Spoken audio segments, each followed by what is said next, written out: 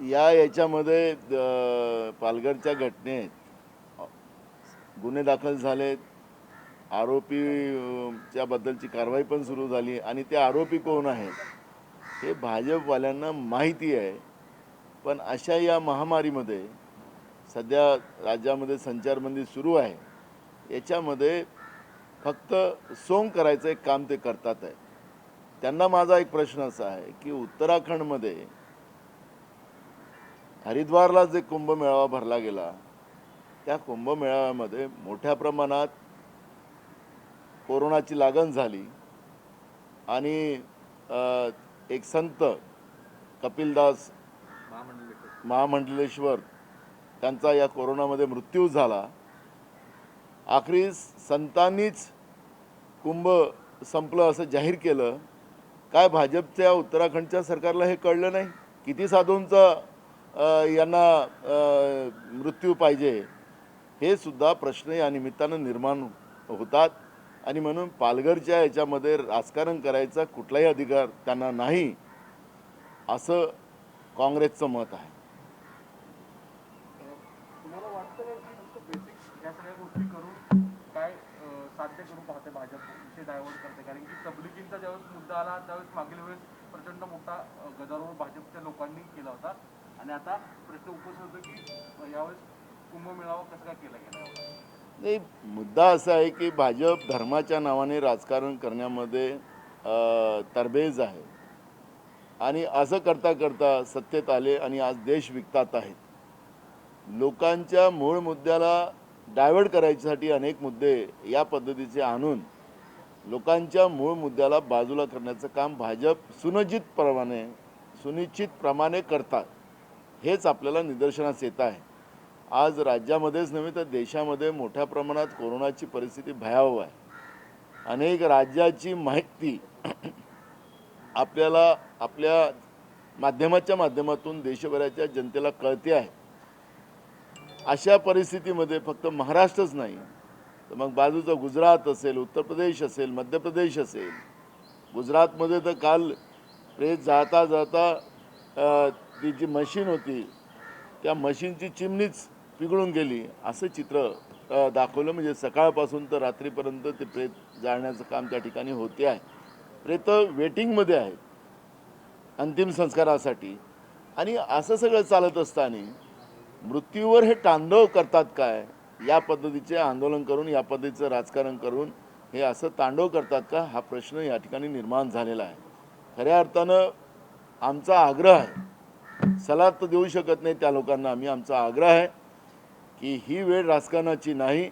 यावेळेस जे लोक आपले लोक स्वतःचे लोक जेव्हा एखाद्या परिवारातून जातात त्या परिवाराची पीडा काय असते हे समजायची वेळ आता आहे आणि प्रत्येकाचा जीव वाचवायची ही वेळ आहे. यासाठी मग रेमडेसिवीर सारख्या इंजेक्शनचं राजकारण, लसीकरणचं राजकारण, पाकिस्तानला लस दिली नसती तर आज देशामध्ये मृत्यूचं तांडव झालं नसतं. हा आक्षेप आमच्या नेत्या सोनियाजी गांधी, राहुल गांधीजींनी वारंवार देशाच्या प्रधानमंत्र्यांना पत्र लिहून कळवलेलं आहे. पण त्याच्यावरही हे लोक राजकारण करून देशातल्या लोकांचा रोज मृत्यूचं तांडव आज देश बघते आहे. हे असं चित्र आपण पाहतो आहे.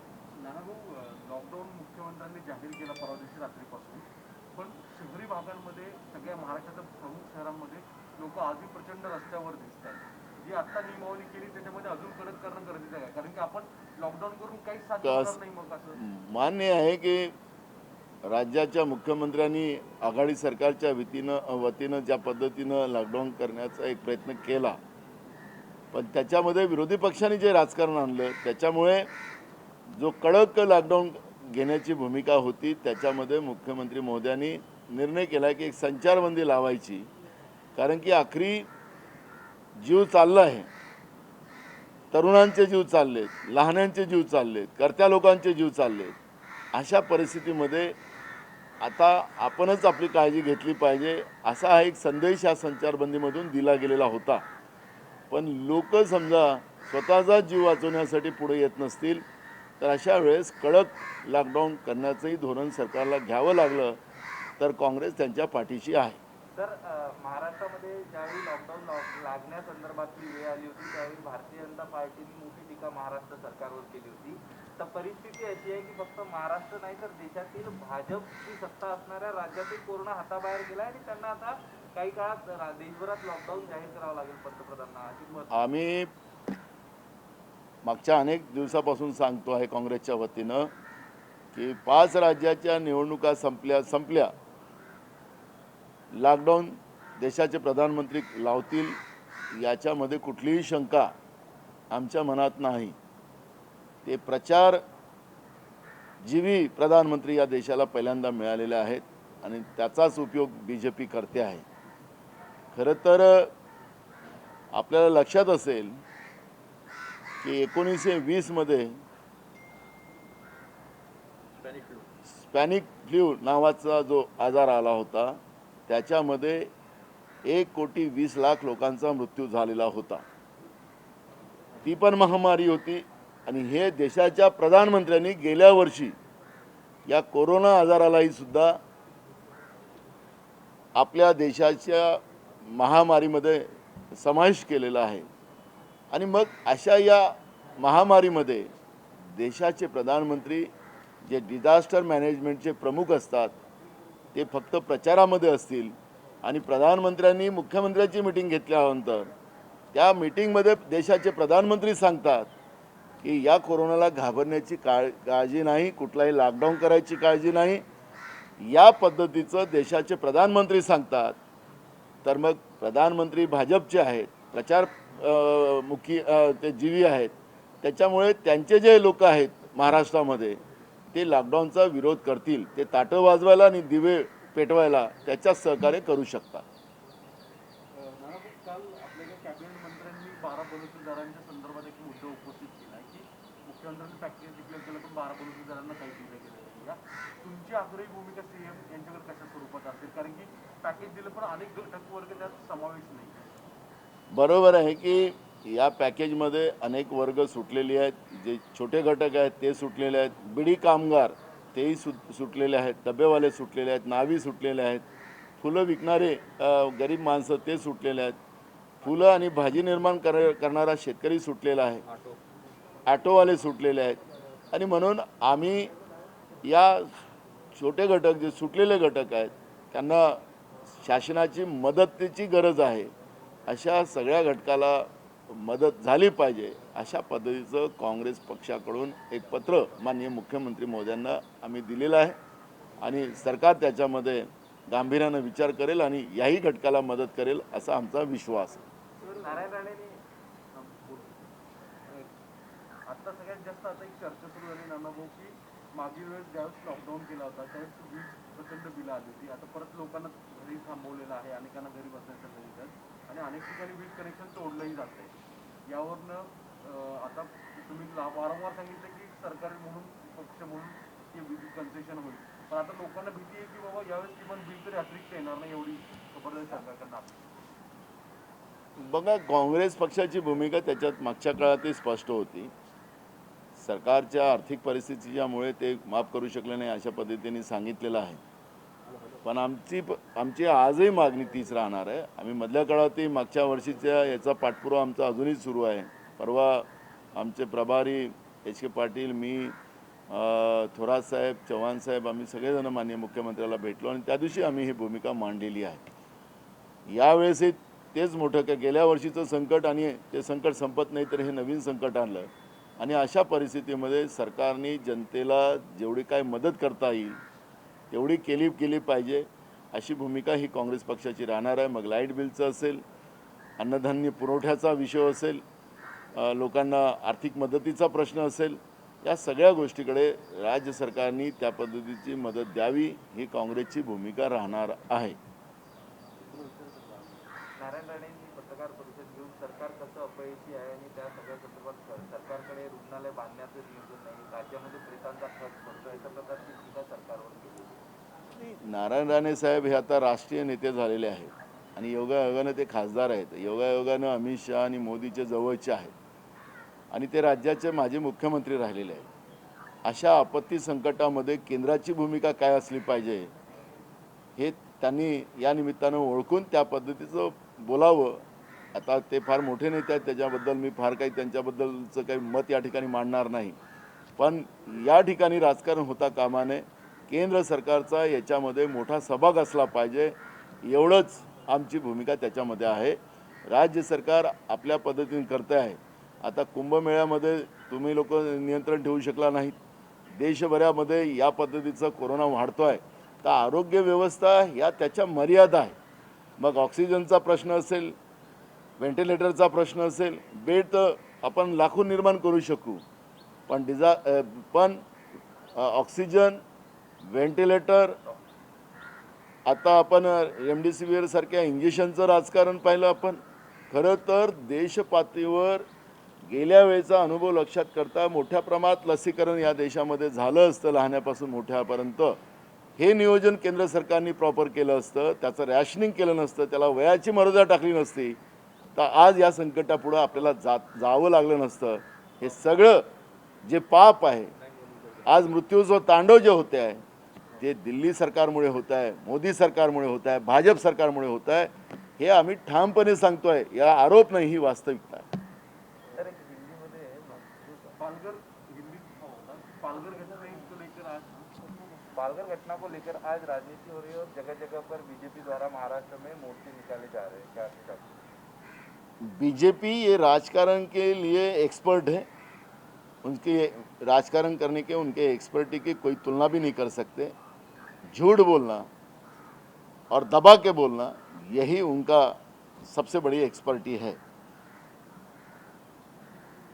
जो घटना गए साल जो हुई थी, उस घटना को लेकर राजकारण ये लोग इस बार कर रहे हैं. मेरा सवाल यह है कि जो आरोपी है उनके ऊपर गुने दाखिल हो चुके हैं. जो कुछ लोग हैं उनके बीजेपी वाले थे, वो भी छपड़े गए, उनके ऊपर गुने भी दाखिल हो चुके हैं. लेकिन मेरा इस घटना को आधारित लेके कुंभ का मेला हरिद्वार में जो इस बार हुआ था, उत्तराखंड में इनकी सरकार है. उत्तराखंड के सरकार ने कुंभ के मेले को परमिशन दी. वहाँ पर कई साधुओं को, कई श्रद्धालुओं को कोरोना वहाँ पर पाया गया, और वो पूरे देश में वो सभी श्रद्धालु और संत फैल चुके हैं. उसमें एक महंत हमारे कपिल देव महामंडलेश्वर, उनका मृत्यु भी हो चुका है. और साधुओं ने वो कुंभ को समाप्त करने की घोषणा की. क्या भाजपा की सरकार को ये समझ में नहीं आया? क्या साधुओं का मृत्यु इनको चाहिए थे? ये सवाल भी अब इनके ऊपर लोग कर रहे हैं. और उस घटना को दबाने के लिए आज पालघर के साधुओं की जो हत्या बीजेपी के कुछ कार्यकर्ताओं के माध्यम से हुई थी, उसका राजकारण बीजेपी कर रही है. इसलिए उनको हमने कहा कि वो एक्सपर्ट ही है राजकारण करने में.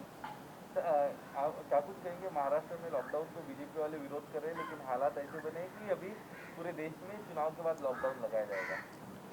कांग्रेस की तरफ से बार बार ये वक्तव्य आया कि जो हमारे देश के प्रधानमंत्री है, वो प्रचारजीवी प्रधानमंत्री हमें पहली बार मिले हैं. फिर देश में हो विदेश में हो, उनका प्रचारजीवी काम चलते रहता है. 5 राज्यों के इलेक्शन है. ममता बनर्जी ने मांग की है कि जो 4 राउंड में इलेक्शन होने वाले हैं, वो एक ही राउंड में की जाए. वो चुनाव आयोग की तरफ उन्हें मांग की थी, लेकिन केंद्र सरकार के दबाव में आकर चुनाव आयोग ने उसको 4 टप्पा और जो बच्चे हैं वही करने में को सोचा है. आज वेस्ट बंगाल हो, असम हो, अपना कर्नाटक हो, केरल हो, जो राज्यों में इलेक्शन हुए उस राज्यों में बड़े पैमाने में कोरोना का पेशेंट वहाँ पर आए हैं. देश के सभी राज्यों में बड़े पैमाने में कोरोना के पेशेंट आ रहे हैं, सिर्फ महाराष्ट्र में ही नहीं. ऐसे समय में प्रचारजीवी प्रधानमंत्री ने प्रचार छोड़कर देश के लोगों की जानें बचाने का काम करना चाहिए था. लेकिन देश के प्रधानमंत्री को लोगों की जानों से कोई संबंध नहीं. जो लोगों के घर से युवा, घर के करताल जो लोग आज मर रहे हैं, उन परिवार की हालत क्या होगी, ये भी देश के प्रधानमंत्री को देखने का समय नहीं है.